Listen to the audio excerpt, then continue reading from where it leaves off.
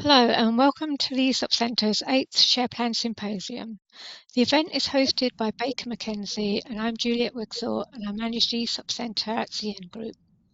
This is one of 9 presentations that will inform the 4 panel discussions at the in-person section of the symposium. This talk will be discussed as part of the panel on employee share plans in SMEs and private companies. Many thanks to Claire Matthews and Elliot Michelson-Taylor of Taylor Wessing, who will shortly tell us how PISCES could support employee share ownership. There will be ample opportunity to put your questions and comments to the speakers at the symposium on the 5th of June, and we look forward to seeing you there. It's now my great pleasure to hand you over to Claire and Elliot. Thank you. Thank you very much, Juliet. So let's start by looking at what is PISCES. For those of you who haven't come across it or need a quick recap, it stands for the Private Intermittent Securities and Capital Exchange System. It's essentially a new trading venue that the government's expecting to launch later this year, intended to facilitate trading of private company shares during intermittent trading windows. So where are we now? Plans to launch PISCES were first announced towards the end of 2023, with the government at the time starting a consultation in March 2024. There was then a change in government, but Labour reconfirmed their commitment to PISCES at the October budget, and then they published consultation feedback later that year. At that point, the FCA then opened its consultation on the regulatory framework shortly after, and they published the draft PISCES sandbox regulations. Then at the spring statement on the 26th of March, the government published HMRC's technical note on tax implications, which we'll be looking at today. The FCA did also release an early update on its consultation in April, before the sandbox legislation was then published earlier this month in May, together with an important announcement that the government would be legislating to remove a significant barrier to PISCES participation for holders of existing EMI and CSOP options. Before I hand over to Elliot to discuss some of the key changes and implications for share schemes in more detail, let's take a look at why the government's planning to put all this in place. Next slide. So the main aim of PISCES is really to provide an alternative path to liquidity without the need for a full M&A exit or IPOs. And there's a particular need for this at the moment, given the challenging market for M&A activity and also the drop-off in IPOs, with limited liquidity opportunity for private companies. And this has led to a significant increase in popularity of secondary sales recently. But PISCES could act as an alternative path, which the government also hopes will be a stepping stone to IPO, encouraging a few more UK listings as a key government aim. As well as institutional investors and high net worths and sophisticated investors, the legislation also is going to allow employees to participate in PISCES, as well as directors and employee benefit trustees. So for employees, given incentives are often quite a significant part of their packages and a key way of fostering long-term employee share ownership, ultimately there needs to be a way of realising value for the incentives to have any impact at all. And PISCES could provide an important solution to this issue. Now, because PISCES is going to be regulated, it supports legitimate price discovery for shares rather than purely ad hoc secondary sales, with certain transaction details having to be disclosed as part of new core disclosure requirements in connection with PISCES trading. The core disclosures are going to include disclosures for employee share schemes, as well as directors' transactions in shares and majority shareholders. And helpfully, the latest legislation does show that director transactions are going to only need to be disclosable on an aggregate basis. So if we compare PISCES with current private market liquidity solutions, we've mentioned secondary sales, and another common solution is to use a trust as a market maker, where employees can buy and sell shares. Under PISCES, there'll be scheduled auctions or trading events, so it will work in a slightly different way, but it could bring some more flexibility to employee share trading when you're comparing it with some of the other alternatives that are out there at the moment. Next slide, please. I'll hand over to Elliot to talk about some key changes. Thanks, Elliot. Thank you so much, Claire. So looking at the key changes and the recent updates, there's four key areas that we're going to dive into deeper in the next few slides. So first off, at the autumn budget, we saw confirmation that stamp duty or SDRT, stamp duty reserve tax, will not apply on share transfers that are made on PISCES. So that's certainly a welcome exemption, and I'll look into that a little bit further. Then, in its technical note earlier this year, HMRC clarified its view on a number of matters, including how PISCES transactions might impact share valuations and whether shares are considered readily convertible assets. And there's quite a bit of detail on that, so we'll cover that off shortly. The FCA issued an early update in April following the end of its consultation regarding the PISCES rules. The update included certain post-consultation changes that the FCA intends to propose around disclosures. One of the core disclosures, the FCA will expect companies to include certain details about share acquisition rights. So covering off details about company and employee share schemes will be included within that. But helpfully, they noted that this would be reported on an aggregated rather than an individual basis. And finally, in a significant development for UK tax-favoured employee option schemes, the government has announced that it will introduce legislation that will allow options granted under existing EMI and existing CSOP plans to be amended to include PISCES trading events as exercise triggers without losing their valuable tax benefits, essentially offering employees a viable path to liquidity beyond traditional exit events and without impacting the tax-favoured treatment. We turn to the next slide, please. And on this slide, we're looking at the tax treatment in a little bit more detail. And there's two significant tax advantages that should make PISCES more attractive for companies and their employees. So picking up on the EMI and CSOP update that I just mentioned, these changes, I think, will have a big impact. Without legislative intervention, amending existing tax-favoured options to permit exercise during PISCES trading windows would typically result in a loss of tax-favoured treatment. And this follows HMRC guidance that was published a few years ago that said that changes to fundamental terms can be treated as a re-grant of options, and that can result in a loss of tax-favoured treatment. The new legislation will allow companies to add PISCES as an exercise event while preserving the valuable income tax and NICS relief, and that will remove a major barrier to entry. Employees shouldn't be facing negative tax consequences if they're selling their option shares through this PISCES platform. We've already had some keen clients who've contacted us about this and about changing their plan rules, but actually one of the first ones had a plan with EMI options that were exercisable from vesting, so it wasn't so much of an issue for them.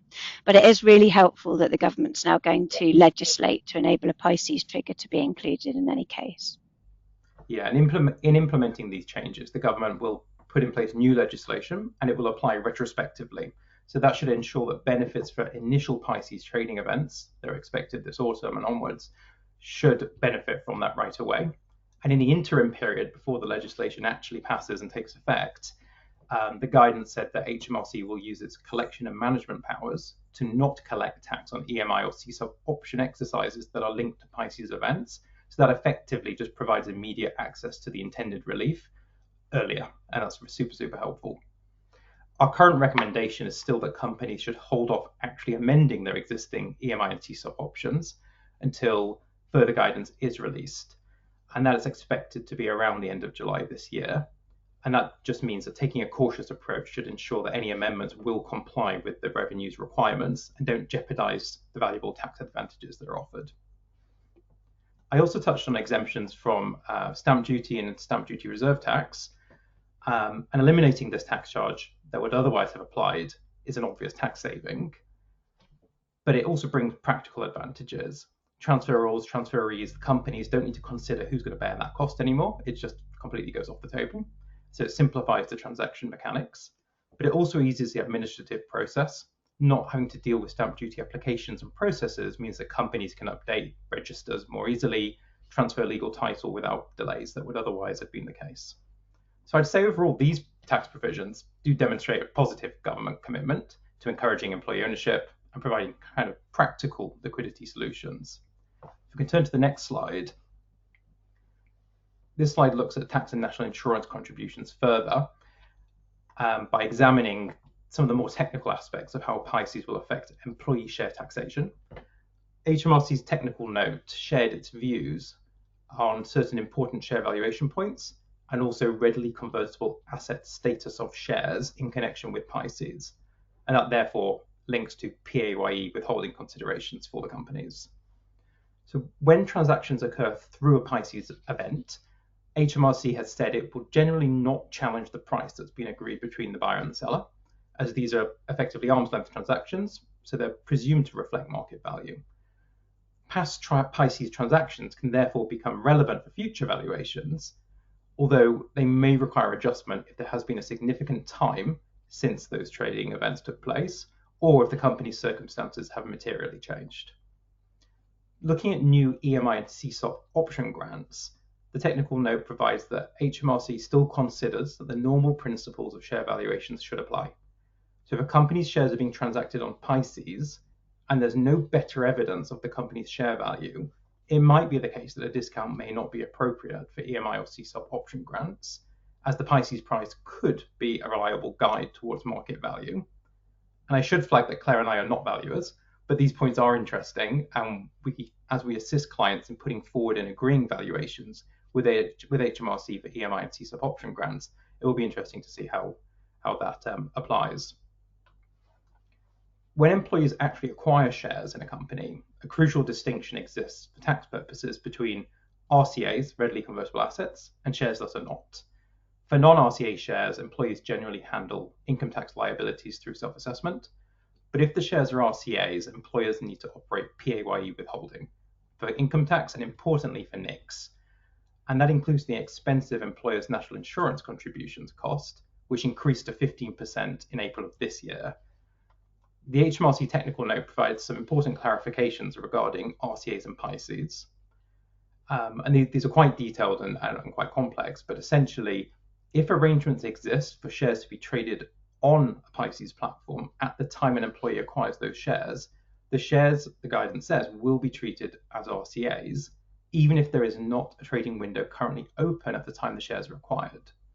And similarly, if shares are acquired in anticipation of a company being admitted to PISCES, then they may also constitute RCAs if there's an understanding that trading arrangements are likely to exist in the future. There are various nuances, and some of them are worth noting. For example, if a company previously participated on PISCES but isn't currently admitted, newly acquired employee shares should avoid RCA status if there's no other trading arrangements in place or likely to come into existence. In addition, if employees can only sell a portion of their shares on PISCES, for example, other shares have restrictions on them, there are further technical points about whether all or part of the shares are RCAs, or whether it's just the ones that particular employee can sell that would be RCAs.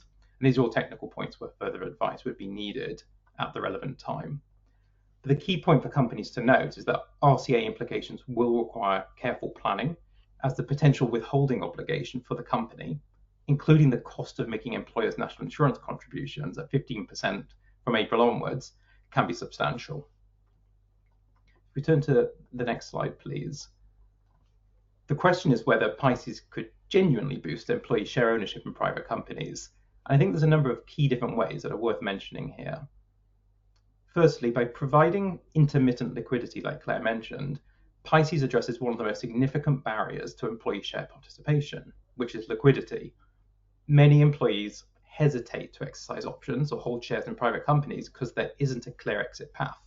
And in fact, many private company option plans don't even permit exercise of options outside of full exits or IPOs. PISCES could therefore offer periodic opportunities to realize value, which would make share ownership much more tangible and much more attractive to employees. The preservation of tax advantages for EMI and CSOP options, which are then amended to include PISCES trading events in the way I was mentioning previously, could mean that employees can participate without sacrificing that valuable tax relief.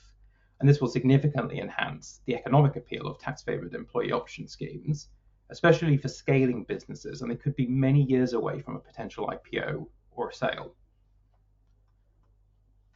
It could be that PISCES presents a potential opportunity for employees to trade directly with each other, but within the confines of a regulated environment. And that could resolve some problematic inconsistencies with existing arrangements, especially if senior management are involved. The PISCES environment will provide greater transparency, and an alternative to just internal trading mechanisms. So PISCES offers different advantages, I would say, to traditional internal liquidity mechanisms like EBTs, employee benefit trusts. EBTs have long facilitated share liquidity, allowing employees to sell shares back to the trust. But that approach relied on having a complex structure in place to operate the trust, establish the trust, fund it, and deal with ongoing maintenance matters.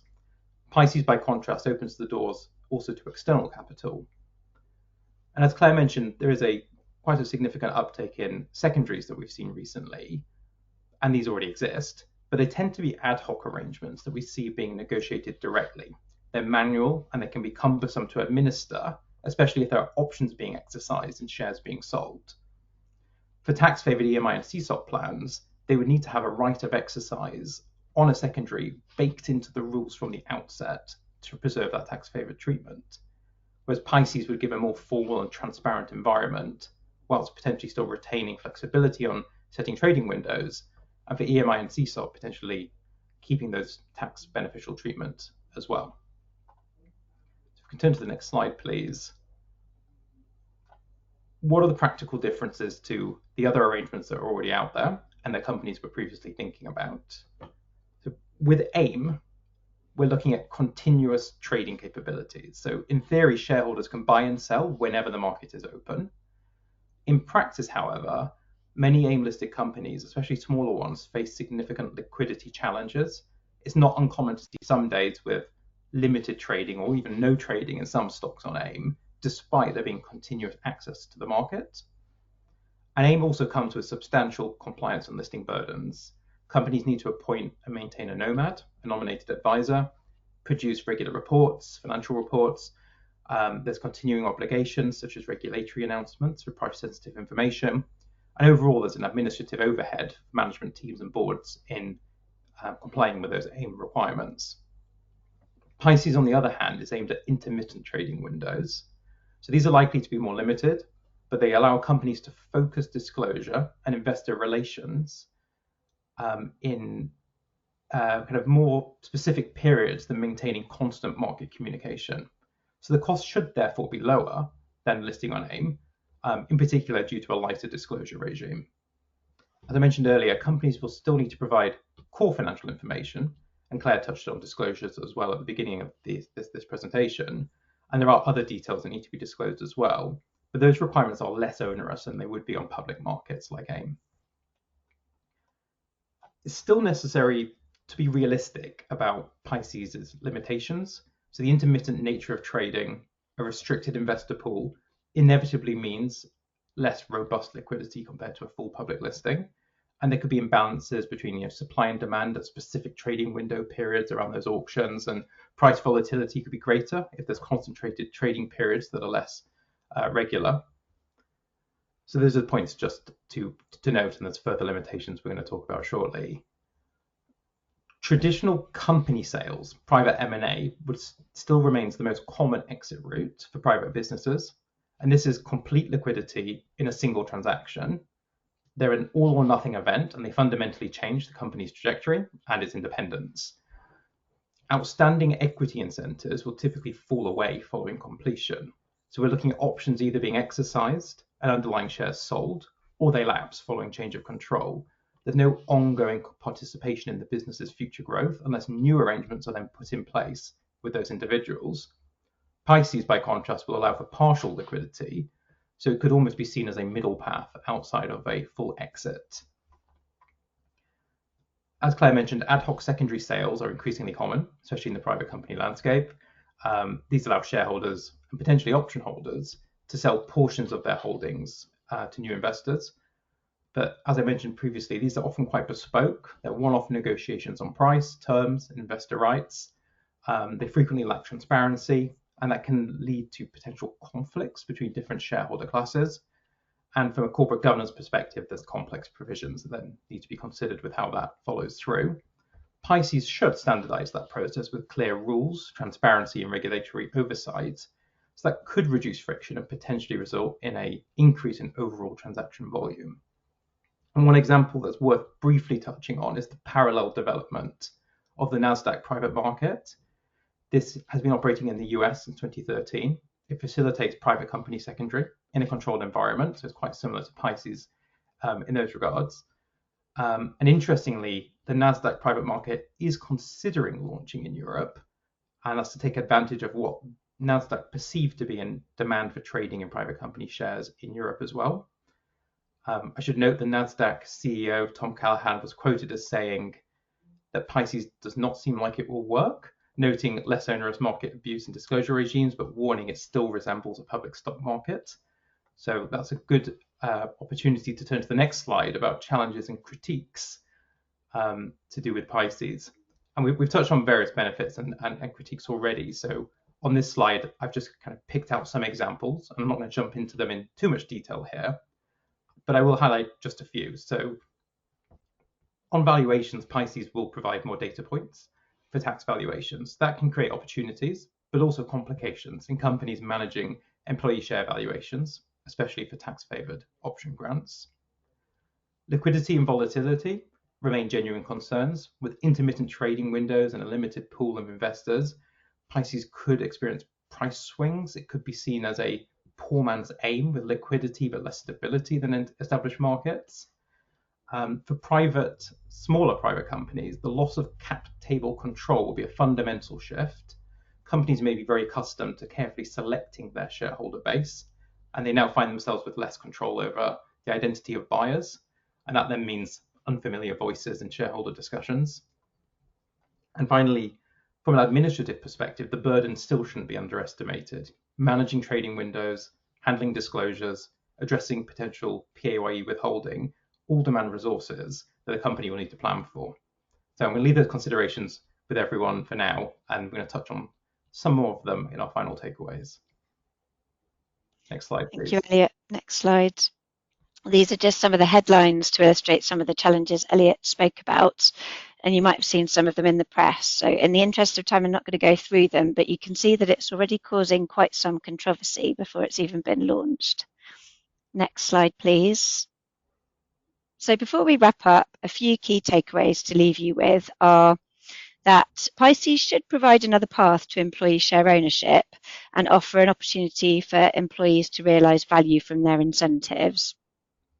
With the latest announcement for EMI and CSOP options confirming that existing option holders can preserve their tax relief if they're given the opportunity to exercise their options and trade on PISCES. We're still waiting, though, for the legislation to confirm how that's going to work. And as I say, we've had companies contact us to ask about changing their rules already, but they should ideally hold off on amending tax-favoured EMI and CSOP plans until the legislation's available. They're going to need to review their existing option documents at that point to see whether existing secondary sales triggers will cover exercise to sell in connection with a PISCES trading window. But assuming not, it will also be worth considering whether they would like to include that trigger or not for EMI and CSOP options. As Elliot mentioned, it would need to be baked in at the outset if so. And it might be that some companies feel it's appropriate for plans to remain exit only and avoid a series of employees on the cap table with the associated admin of dealing with leaver shareholders and other aspects. When there's PISCES trading or arrangements for trading, as Elliot said, the shares will generally be RCAs. So there are tax withholding and both employee and employer NI considerations there, with the increased employer NI from April, as Elliot said. And PISCES transactions in shares are also likely to impact on EMI and CSOP valuations, but it is helpful that it's been confirmed that for share transactions on PISCES, the PISCES price will be taken as market value. So there are likely to be the challenges that Elliot went through, but that's a helpful piece of clarity from the government there. PISCES trading, as a final point, is expected to start later this year. And it is really welcome news that the government's shown support for employee ownership, including holders of existing CSOP and EMI options, with the barrier that they've removed with the tax burden on amending those plans if they hadn't legislated to solve for that. But a key question does remain as to whether there will be any real take-up of PISCES so that it can help boost liquidity and the employee ownership that it promises. And there are certainly challenges that remain, but there is a lot of interest. Next slide, please. So I'd just like to thank the ESOP Centre for their support, and we look forward to discussing this topic and answering any questions at the symposium on the 5th of June.